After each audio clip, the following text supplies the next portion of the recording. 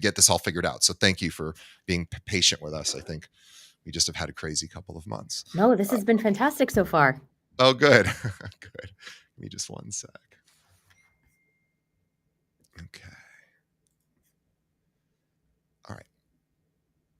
Best piece of real estate advice that you've ever heard? From my former business partner, she would always say to me, Jill, it's not personal. It's not about you. It's not personal. Like, move on. And she said it to me so much. I feel like I say it to myself now, where I'm just like, it's not personal. Move on. I mean, sometimes it is, but most of the time it's not. And whether it is or not, it's the reality, you making the reality that it isn't is probably a good idea, even if it is personal, right? It's just a good idea to have that frame so that even if it is, you're like, I can get past this. It doesn't really matter that much. Yeah, you're right. It's such a good tool to get past whatever the moment is. Well, and they say that the physicists say all the reality is mostly subjective anyway. So if it's all I, subjective, we might as well choose what we want it to be. That's right? what, yeah.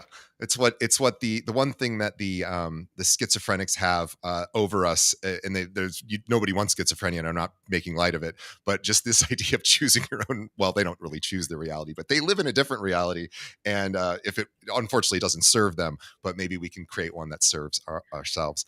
And worst piece of advice you've received in real estate? The worst piece of advice. So I have worked at development companies very often. It was running portfolios of buildings, sometimes 15 buildings, running the sales and marketing. At one point, I was helping to run a division, and someone gave me the advice, do it now and ask for forgiveness later. And I think that is terrible advice. I think that is just the worst advice, really and truly. And I'm seeing a lot of people in our industry sort of doing that now. Mm. And it's just terrible advice. Why is it terrible? I think so much of what we do is so nuanced that there should be conversations before actions are taken, and you should get authorization to, enact in a certain way. That's where it gets sticky and messy and problematic when you don't get the authorization, when you don't get the buy-in. Like, do the extra work a little harder, get the buy-in, then do the thing. Yeah, it almost seems like when people say, ask for forgiveness later, it's almost a shortcut to, Yes. conscientiousness. Like maybe there's a way that we could still, get what we want, but be respectful of other people's needs. And that usually is kind of when people say it, it's usually like a disrespect to somebody's actual needs. You're like, I'm just they'll forgive me.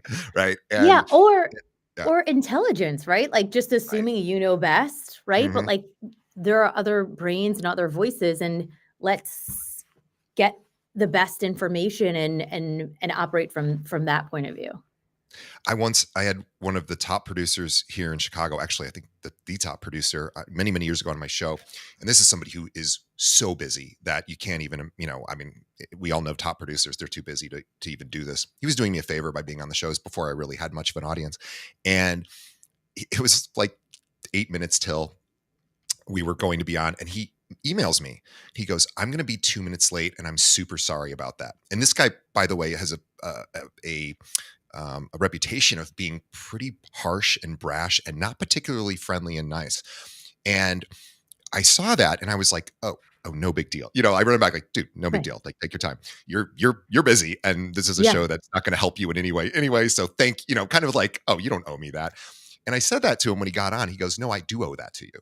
The conscientiousness, right? Oh. Like Yeah, that's yeah. he didn't even have to ask for forgiveness, but he could have just shown up 10 minutes late and been like, I'm sorry. And I would have been like, that's fine. Right. But he had the conscientiousness to do that. And I thought that's why he's so good. And by the way, I showed Yes. up a little bit late. So I did not do that for Jill. I showed up a few minutes late. So shame on me. So I'm telling on myself. But this is exactly what you're talking about. And I think that is such a great lesson. It's just good customer service, I think. It Well, is, anyway, yeah. Jill Preschel is our guest on the show today. She is with the Serhant Group. in New York, and actually, of course, Serhant Group is everywhere. But let's tell you more about Jill. And by the way, Jill found us, or I don't know, I maybe did. we originally found Jill, but she wrote me the kindest and nicest, one of the nicest notes I have ever received. And I will tell you, for everyone, being nice gets you things, and it has worked out quite well for me in my life. And I'm always shocked when people don't do that, when they know they could. Even, and again, she wrote me, I think, a very authentic note, and I wish I could share with you. But the point is as soon as she wrote that, I was like, oh, we're having her on.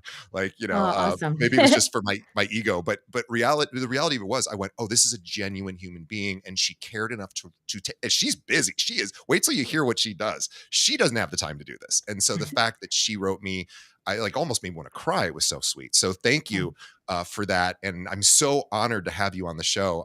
And again, that was just such a nice note. So Jill Preschel, let me tell you about her before she actually comes on. She's built a distinguished career in New York City and real estate since 2007, so almost 20 years now, and overseeing transactions exceeding $2 billion in value, specializing in luxury and new developments across Flatiron, West Village, and Gramercy. Oh boy, that must be not fun to be in the coolest neighborhoods in New York.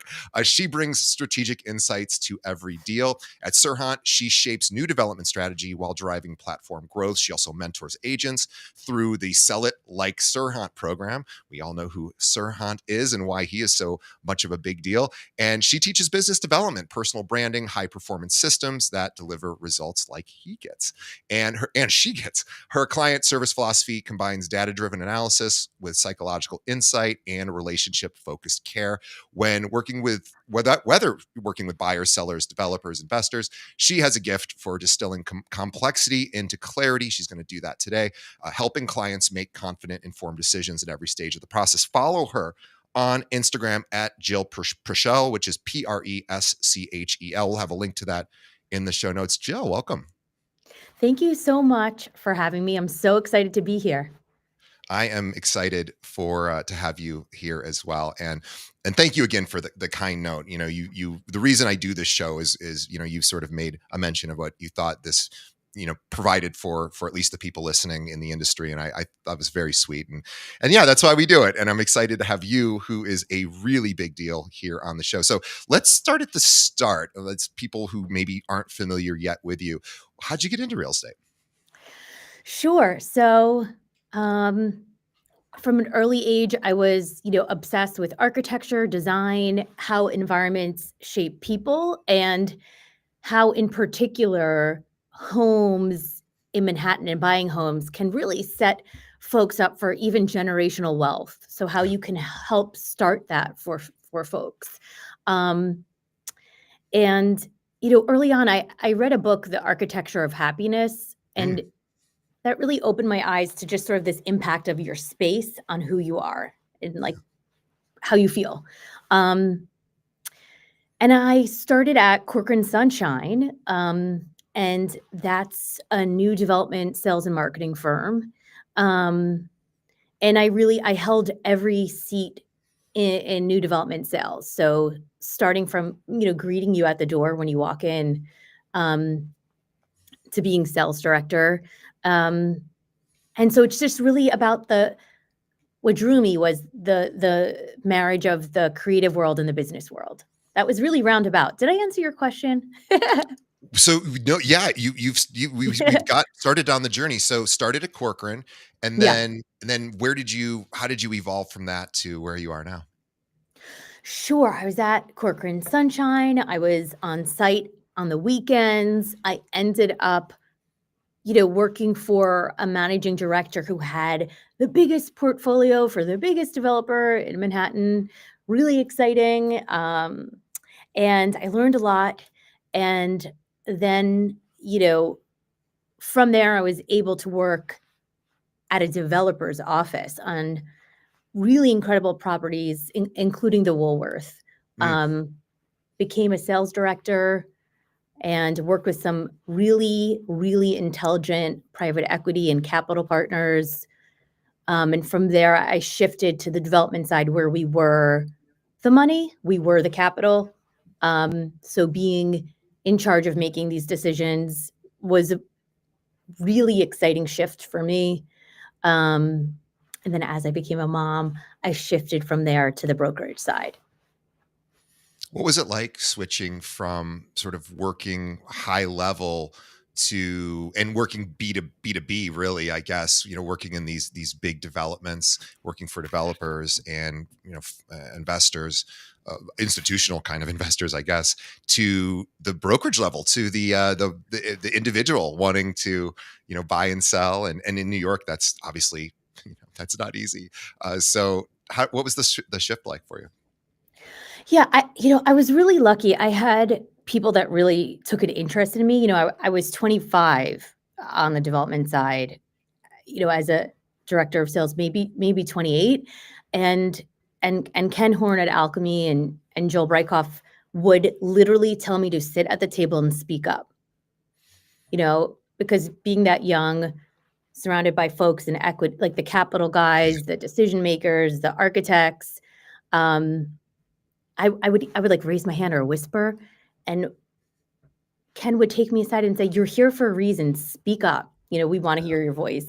Um, that really helped me with that sort of a mindset really helped with the brokerage side, right? Because knowing what you know, having that expertise and having the confidence to speak clearly and be able to influence folks based on having that knowledge, not based on ego, I think it is probably one of the most important skills. Yeah, you had a seat at the table, and as a 25-year-old, you were encouraged to have an equitable seat at the table where you like, "Oh, no, we need to hear from you." So I can't imagine the skills you picked up just from listening to the other people at the table and how they communicated, and it's just a level of skill and professionalism that an organization that is boy, it would serve you in any role, in any industry, I imagine. Do you know what my biggest sort of thing I think that I've learned from that was whenever I have conversations with people, like people will find that I'll then email, so great to talk to you. We just talked about these things. And that habit is from being in a room with, capital partners when they agree to things and just wanting to make sure that they remember what Sure. they agreed to because I'm running with that thing that you said I could do. Um, that's something I think is really helpful to be able to sort of summarize these conversations in email. I know it sounds so silly, but No, it doesn't, and we've done 700 episodes, and I don't think anybody has ever given that exact tip after conversations. And really, this could be done with anybody, whether it's a client buying their first condo or single family home, to institutional investors, to architects, to anyone really. This idea of a summary email is not very well, it's more common now because we have AI that can just listen yeah, to our meetings and kind of, although it's not really sending it to the other person. We would still have to do that unless there's a way to do that. But the point is it's easier to do now than ever because you'll get the information and then you can forward, kind of fire it out. And I am seeing people do that more, but only because of AI.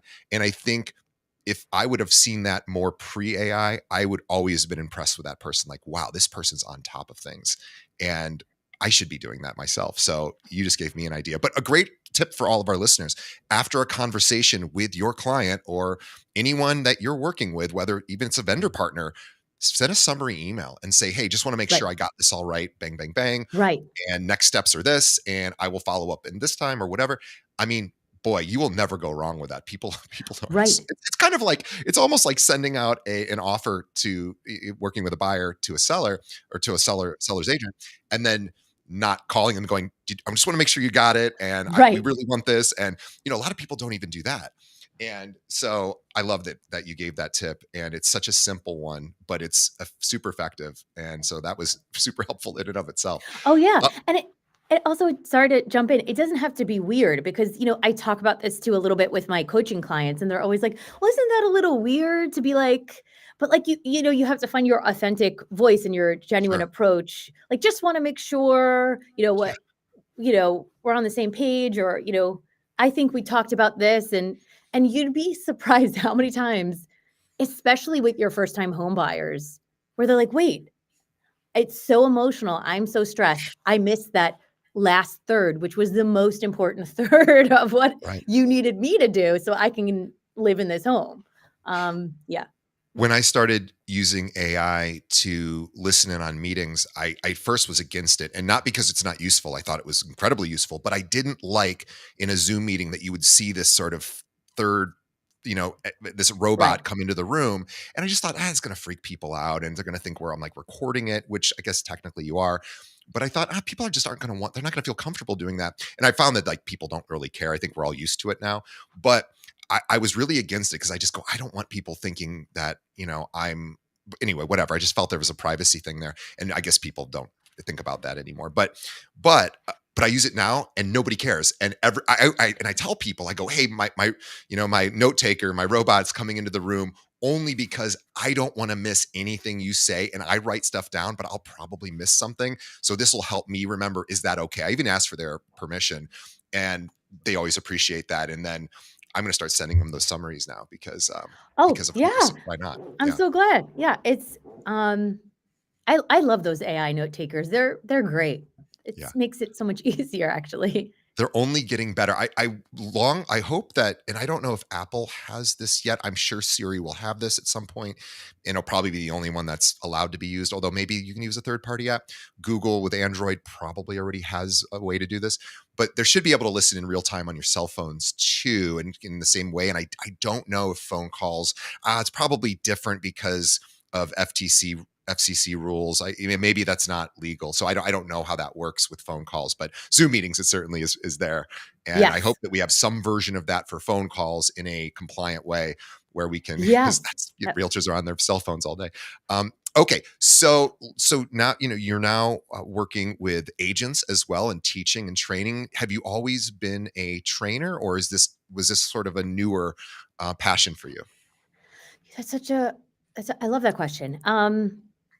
At Alchemy, on the development side, and at Landsea Homes on the development side, there were sales teams that I were responsible for. And so, being the senior sales person, there is there is sort of a, this is how we do things. This is best practices. What do you think about that? Do you like that? It- and then sort of taking that one step further with the sell it coaching, where there's really like a course, a curriculum, a path, 5 pillars, where we focus to level up everybody's business across these 5 pillars. Um, and I think the most surprising thing that's come from it is how much I'm growing and learning and expanding as a coach. Mm.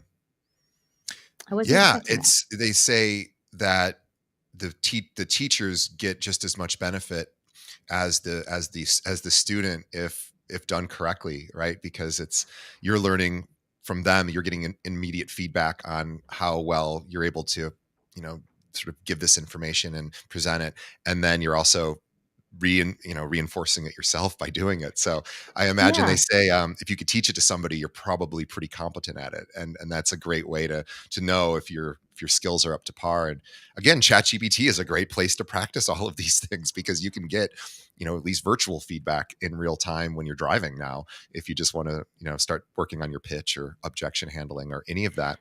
But I always think, yeah, having a coach, being coachable first is like the most important thing, and then also getting a coach. And I think if every athlete has one, why would I not have one? Like, certainly if the very best athletes in the world have them, I imagine that is something I would probably want as well. um, but I want to talk about first, I want to talk about development, because new development in particular, and just for tips for our audience who are our agents, who are always wondering, how do you get selected as an agent to represent a developer or development? And I know there's no easy path to do that necessarily, but if somebody was to say, hey, for 2026, I want to make that one of my goals, to at least figure out that pathway, and maybe it'll take 5 years before I get there, but what do I need to start thinking about and doing to get myself that skill set kind of started? What would you recommend? Sure. One thing you said, which I think is so true, like this idea of your temperament, right? Like being coachable, being, pleasant to be around. Mhm. sounds so basic, but we recently took over a new development because the client said, he just, didn't wanna be in meetings with those people anymore, Mm, that it was so unpleasant and that everything was an argument. Um, and he was sort of like, "I want there to be back and forth when you feel strongly about something, but you can't feel strongly about everything." sure. Um, so I think the first thing is temperament, which is surprising. Uh, and then the second thing I would say is really knowing your market, knowing the data. Um, and the third thing is showing up. So if there's a developer that you want to make a connection with, um, showing up at the development, Yeah. walking the home, taking it in, being there. Yeah, offering to do stuff for free, really, and offering to Yes. almost be an intern to an extent because you care so much that you're willing to put in the a little bit of maybe the grunt work, even though they're not paying you. And that's I hear that from a lot of agents who have said, "Oh, if you want to get developers, you have to go hang out with them, and you have to really be willing to just help them out." For nothing for a while, and maybe they'll give you a chance one day. But that's how most everything works, right? Like, if I want to get good at anything, if I want a real mentor, I have to sort of throw myself at that person and sort of make the case that I need some of your time, and I'm willing to do this for you in exchange. And so I think you're right. I think a lot of it's just spending time at the developments, showing your value before you get the job, and just kind of hanging out and showing up until one day that agent they're working with is not being very agreeable in meetings, like you were saying, and all of a sudden they're like, there's this other person that's really nice and hangs out and does things and helps. So I love that. So yeah, I think that's great. And as far as it's funny. I have a realtor, Carrie McCormick, who comes on my show every month. She's here in Chicago, and she is God, $300 million annual producer, just insane. Does it all herself, basically. Wow, amazing. And yeah, just insane. And she insane in the best possible way. I don't mean she's Yeah, insane. that sounds amazing. Yeah, I don't want to suggest. No, she's the best.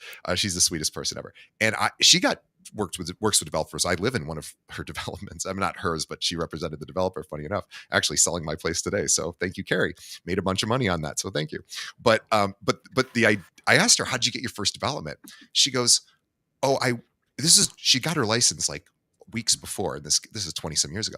She goes, I just walked over, I saw this this building that was being built, and I said, I wonder how an agent gets to be. She literally just walked like 2 miles to this because she was in downtown. She had a different job. She was in advertising at the time, but she just ended up walking during lunch one day to this building, and she goes, hey, how does an agent get to be one of your eight, or how does somebody get to become a thing? And he's like, oh, well, you do this and this. And she goes, okay, I'll do that. And she was able to get that. And so sometimes it's just showing up, like you said, and being kind and good and a good person. So I love that. And maybe and then again, really learning that skill, that job is Right. boy, that's tough.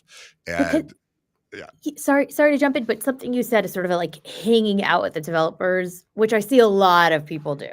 Mm, And then the second part of what you said, which was like knowing your stuff and yeah. showing up. And I think there is sort of like a point of clarity in because I see a lot of people like hanging out, being friends with investors and developers, but Hmm. really like the reason why they would choose me is because like I'm a doer, right? Like Yeah. I'm not Yeah. the You know one how to hanging get stuff out. done. Yeah. Yeah. Yeah, and actually recently, and I don't like this term at all, but someone was like, she's so aggressive with how she gets things done, And I don't like that, but like being that person who's like what you said, adding value, going to figure it out, going to do the things with the expertise. Because a lot of the coaching clients that I work with sometimes are sort of like, I am hanging out with them. They're my friend. Right. But it's, you want to make that business connection. You want to show Yeah. that you can add value and that you know the market, you have the buyers. And also, I recently had a coaching client in Houston, Texas, and he kept marketing for the community, like, highlighting some of the notable features, highlighting records breaking sales. And it caught the developer's attention. And he said, Sure. "You're gonna get my next Yeah. plot. You're gonna Yeah. list that one because you are thinking so creatively outside of the box." His name is Pratik. He's in Houston, Texas. Wow. I thought that was so fantastic of him to sort of do the thing, like you're saying, add the value, you know? Yeah, it is funny because we get a lot of a listener fan mail around our guests because they're so typically they're titans in whatever market they're in. And so we'll get somebody who will message me and go, "Hey, DJ, you know so and so, you had them on your show. How do you recommend I reach out? I really like to be on their team."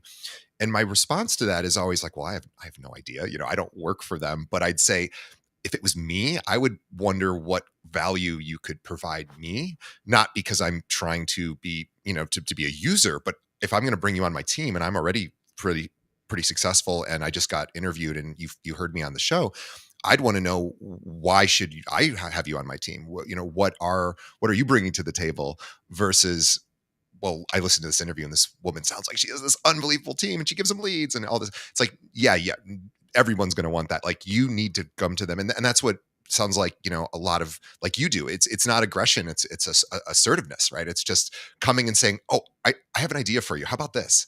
And people who are at the top of their game, they love hearing, "I got an idea for you," right? Right. We all love that. Yes. Yeah. It's so true.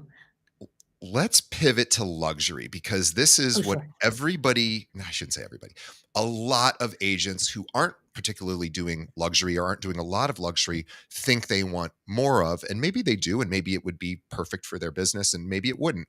But it's certainly something that people aspire to. And let's talk about luxury. So, how is the luxury buyer in particular? I know you sort of have thoughts about their psychology. Like, what are they looking for? How do they choose agents? And, how do you best serve them? That's three Yeah. questions, but you can, sorry, they say never ask more than one question. So, just what do you think about luxury buyers right now? Yeah. Um, the luxury buyer psychology is changing because, you know, there's a lot of developments, at least in Manhattan and in Brooklyn, that there are so many bells and whistles. Hmm. But it's like going back to the basics, right? It's in Manhattan, we want tall ceilings, light and air, expansive spaces, um, and it has to be sort of in a prime location. You can't Hmm. ever change a location, you can't ever change ceiling heights, and you can't ever change views. Um, I was once talking to a friend of a friend, and she said, "I have $15 million as my budget. We're expecting another baby. There's nothing available on the market. Our home that we're living in is too small. There's this one opportunity. It's right on Broadway. That's supposed to be the wow moment that the entire apartment, all of the windows are facing Broadway, and I hate it." And I said, "Well, why would you buy something that's no longer going to be a liquid asset for you? You're going to have to live there. You're going to have to spend that money, and you're going to have to see that view every day. Like, why would you do that?" And she was sort of like, "'Cause I'm pregnant and we can't fit in our current home." Mm. And I said, we'll figure something out. Let's talk about off-market opportunities. Let's like really crystallize what it is that you want. You know, just because you have the budget and you have an urgent need doesn't mean that you should move forward. But I think a lot of times brokers would sort of push there, right? They would say that person's already 90% there. Just push them to buy that one home. But she would have hated it. Yeah. So it's about, alignment, it's about clarity, not pressure, and it's really about simplifying and going back to the basics. I think, in my opinion. Were you able to find something else for her? Well, it's a very funky market in Manhattan right now. And there were a few opportunities that she was very interested in, but she can't buy them now. They're in pre-sales, right? So she can't move in now is what I mean. Yeah. Yeah. Yeah. Um, so that's where we shifted, looking at something where she could sort of customize because they're still in pre-development and pre-sales and that whole thing. It's not built yet, so she has more ability to make it her own and customize it. Yeah.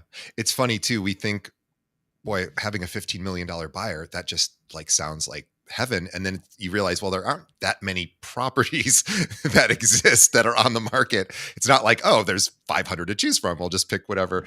And, thankfully new developments are coming along, but it is, we talk about that here in Chicago when somebody sells Carrie just sold Michael Jordan's old place, Oh, and cool. it took a long time to sell it. I don't think it took a long time under her, but it had been on the market for a long, long time, and nobody bought it. It's like, well, yeah, because it's $20 million, and it's a very specific style, and you'd have to really love that style to drop 20 million or whatever the price was.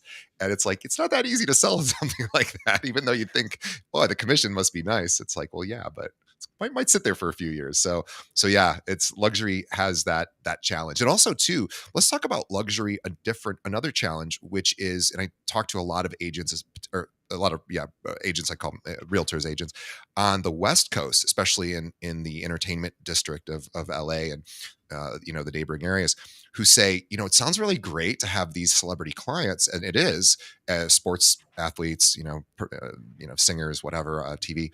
And they said, but these people have teams, and they have all sorts of teams, and you have to win everybody over. It's not just the celebrity. They're the easy one usually. It's the 7 other people that surround them. And so it's like, it's exhausting. You gotta really serve like 7 different masters. So I imagine that comes up a lot of times with the ultra wealthy. Yeah, I recently was on the buy side, and we were buying something from, like, one of the, I would say, top financial minds maybe of our time, Hmm. and we didn't know, and the buy side, our attorney rather, at one point, said, "Jill, do you know you're buying from so and so? That's why it's taking so long, because there are literally 10 people involved that need to say okay." I was like, "Oh, well, that makes more sense now." The simple question of X, Y, and Z, 10 people need to absorb that question, filter through their process, and then yeah. So in New York, there is, just like there is where you are, um, a little bit of that. And it takes patience, and it takes really just trusting the process. I think, at least I find. Yeah, and just realizing that it's not even so much that the grass is not greener, but it's different grass. It's a different playing Yeah. field, and it Yeah. requires different skills and different time frames, and all of that. But let's talk about data, because I think, especially for people who have luxury clients, most of them are going to be fairly intelligent and data minded, or at least rational minded if they're good at managing money, which they probably are. So let's talk about data and behavioral insights to sort of strengthen either your decision making or your client's decision making. I know this is a big passion of yours. So tell us about that. Yeah, I'm sort of nerdy in that, like, I really love learning about the psychology of buying. I love Daniel Kahneman, which is he has, like, a bunch of books. He had been on a bunch of podcasts. I love listening to anything he had said or anything he wrote. I find it really interesting, and it's a lot about the psychology of, like, you have these 2 systems in your brain, and you have to appeal to sort of both of them in order to Mhm. get successfully to the sale. Um, and so with the data, that is one system of the brain. It's the analytical side. So it's really simplifying the data into digestible bites and making sure the person understands what that data means for them and their Yeah, goal. sure. Um, we had that recently with we had a listing in Tribeca. We brought it on the market a year ago. We were a little bit above the market, but it's pristine, beautiful. My seller wasn't really very motivated to sell at that time. Then we relisted it a little bit less, but there was nothing on the market.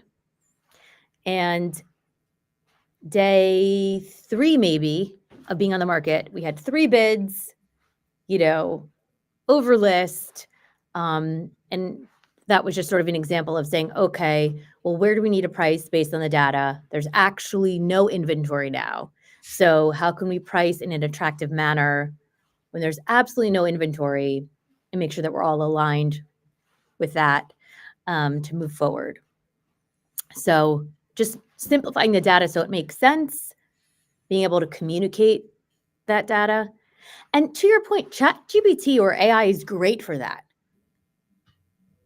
Like, you've mentioned a few times AI. I use Claude and I use Mhm. ChatGPT. Um, and that's an example of, hey, I'm in this situation. This is the data. How do you think this data impacts or makes sense to this seller or buyer? Or what would be useful to know? And how do I communicate that in the simplest fashion where it's easily understood by someone who doesn't know real estate jargon or doesn't know this market? Um, I also do that sometimes with messages where I'm like, how do you make this less direct? How Yeah. do you make this a little softer? I think what you're talking about is intentionality. So, you mentioned the two systems. So, one being the rational, logical, sort of unfeeling or unmoved by motion side of us, which is think like, oh, this is an old reference that nobody will remember unless you're of a certain age, but like Spock from Star Trek. He was all logical, he had no emotions, and he just looked at facts and figures. And that's one side, and that's Right. typically our left hemisphere. And then we have the right side, which is the more sort of less rational, more driven by emotions, and can let emotions get away from us even, and let that Mhm. drive the bus. But that being less predictable and more sort of creative and explosive, and really, so tying those together in messaging is an art for sure, because you're right. And so I'm a really big fan of this in particular because I study dialectic behavior therapy, DBT. It's unbelievably Cool. great for communication. If anyone hasn't looked into DBT, it's the best skill set training I've ever learned for internal communication and external communication. But anyway, they talk about what they call wise mind, which wise mind is the synthesis of, they call it reason brain and emotion brain, and you need both because they're both really important. And you as a human want to really not make emotion strictly from emotion mind or reason mind, because you're going to miss something that's probably pretty human or pretty analytical if you don't. And so you want to get to what they call wise mind, which is the synthesis of both of those. But in extrapolating that to another person that you have to communicate to, you have to do the same thing, and you really have to. So from an emotional side, how do you try to meet the emotional need of that person? What a good question. I think I've gotten better at this since becoming a mom. I feel like that really that skill has been flexed, and I've become an expert at that. And I think it's because people just at their core wanna be seen and heard. You know what I Yeah. mean? Yep. So, even just with my kids, sometimes at the end of the day, if they're just sharing and about everything, even just sort of, and it's a Chris Voss technique, Yeah. actually. It's Love Chris the Voss. mirroring. I'll mirror my kids just wanna know I'm listening, I hear them. They actually don't want my input, so repeating back to them. And the same sort of goes with your developers, your investors, your buyers, your sellers. They wanna feel seen and heard. They wanna know that you understand. Um, and and that mirroring technique, is long as it's coming from a genuine place, an Yeah. authentic place, um, is really helpful when you're in the emotional state, especially if you need to de-escalate something. Yeah. Uh, that's Which is my what Chris biggest Voss, tool. his job was to do that, right? He was a Yes. negotiator for the FBI Yes. or CIA, or I can't remember, one of the 2. CIA maybe? Anyway, he would go all over the world, and he would have to make friends with some of the worst people, and Yes. especially in hostage situations or in terrorist situations, and Yeah. he had to de-escalate, and he said that a lot of times the emotional part of the idea of connecting with somebody emotionally was so effective. And it was Yes. often, it's what we really call empathy, and we tend to think of empathy as like feeling for somebody, but it's Right. really like feeling with somebody. It's like, Yes. oh, you're in pain, I'm in pain with you, I'm here with Yes. you. I'm not here to solve your thing. I'm here for you to be seen and heard, like you said, which is, I'm angry when you're angry. You're right. It has to be authentic, and people can sniff out in authenticity in a second, right? Like we think you don't have to worry about fooling people if you're not trying to fool them. Like if you're a genuine person, people will typically understand that. But understanding how to feel with somebody that's a skill. And like you said, as a mom, you probably see it. They always say, what's the expression? Something about a parent is only as happy as their unhappiest child, Oh, something yeah. like that. Because It's so that, true. yeah, yeah, And another thing that Chris Voss said that's really good for the emotional, he said something like, when he was in tough situations and someone would say like, "I need a helicopter in 30 minutes," or yeah, whatever it would be, he wouldn't say no. He would say, "How would you like me to do that?" yeah, yeah. And I love that as a tool. Because It's now you're a that's team. You're working together as a Yes. team. Yeah. And that I think is probably most appropriate for your investors or your developers. I don't think that's really a tool in the buy side or the sell side, but it may be. But, when you sit with developers and they're sort of like, "I need this from you by this date," but maybe you're missing information you need to do that thing, saying, "Well, I don't have this and I don't have that. How would you like me to do that?" Mhm. And then it really helps them, as you're saying, like work with you to figure it out.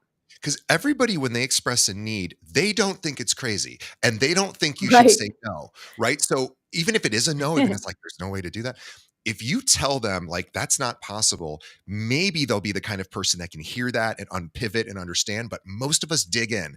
We are attached to our identities and our thoughts and our beliefs, and we don't want to hear that. Maybe we want to hear down the road, like, okay, let's figure out a different path. But we want to hear, I hear you, I see that, let's explore it together, let's figure it out. And I mean, who doesn't want that? That's like magic too. It's what people in relationships, right? It's not, hey, you did this thing and it made me feel crummy, and the other person goes, I didn't mean to do that. It's like, okay, yeah, we get it, but instead of that, be like, oh my god, I'm so sorry that that happened, that you felt that way. How can I do it differently? As opposed to, I didn't do that and you do this and I don't say anything about that, right? It's this idea of not hitting conflict head first in opposition, but to go like, oh wow, tell me more about that. How do we figure this out? I love that. Right. Yeah. Let's talk about Serhant, because we certain Oh, yeah. not the man himself, but the company. I want to hear about what you love about that, because we hear, he almost has a mythological sort of status in this business, but in this industry, he's also put together a company that people really seem to love. And I've had other people from that organization here, and boy, they speak so highly of it. So what's the kind of environment, because this would be helpful for any of our listeners who are or team leaders, or maybe they're managing brokers, or they have their own brokerage or whatever. What is it that the leadership there does to make you so happy continuing to be there? Yeah, absolutely. I love this company and I have, worked at a bunch of different firms that are sort of based in Manhattan and service Brooklyn. And the reason why I like this company the best is there is this sort of high touch concierge level approach to the agents.